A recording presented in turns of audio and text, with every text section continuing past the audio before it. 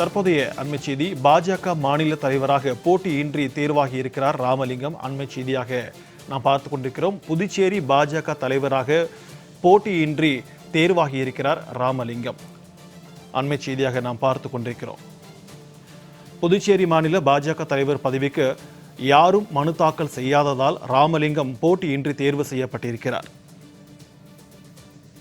புதுச்சேரி பாஜக தலைவராக ராமலிங்கம் தேர்வு செய்யப்பட்டதை அண்மை செய்தியாக நாம் பார்த்து கொண்டிருக்கிறோம்.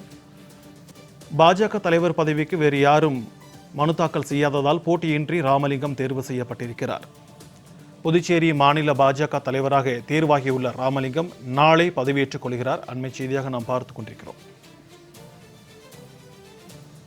இது தொடர்பான கூடுதல் விவரங்களோடு நம்முடன் இணைகிறார் செய்தியாளர் சித்தார்த். வணக்கம் சித்தார்த், கூடுதல் விவரங்கள்.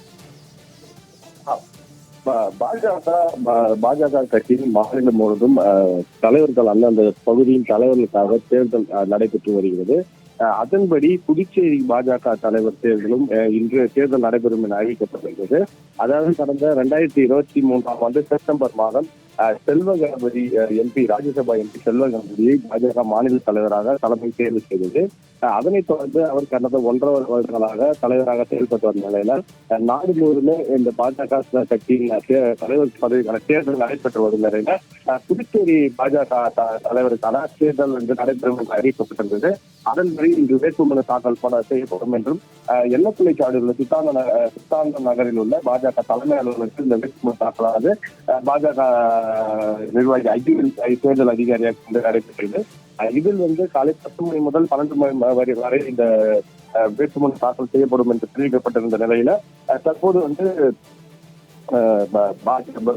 நியமன சட்டமன்ற உறுப்பினராக இருந்து ராஜினாமா செய்த ராமலிங்கம் அவர்கள் வேட்புமனு தாக்கல் செய்தார். அவருடன் பாஜக அமைச்சர்கள், சட்டமன்ற உறுப்பினர்கள் உடன் இருந்தனர். அவர்கள் ராமலிங்கம் 10:30 மணி அளவில் தனது வேட்புமனுவை தாக்கல் செய்தார். தொடர்ந்து அவரை தவிர வேற யாருமே இந்த வேட்புமனு தாக்கல் செய்யவில்லை. இந்த நிலையில் 12 மணிக்கு இந்த வேட்புமனு தாக்கலுக்கான கடைசி நேரம் முடிந்த நிலையில் யாரும் வேட்புமனு தாக்கல் செய்யாததால் போட்டியின்றி அவர் தலைவராக தேர்ந்தெடுக்கப்பட்டுள்ளார். மேலும் நாளைய தினம் தனியார் நட்சத்திர விடுதியில அவர் தேசிய தலைமை பொறுப்பாளர் தலைமையில் இந்த பதவியானது ஏற்றுக்கொள்ளப்படுகிறது. விரிவான தகவல்களுக்கு நன்றி சித்தார்த்.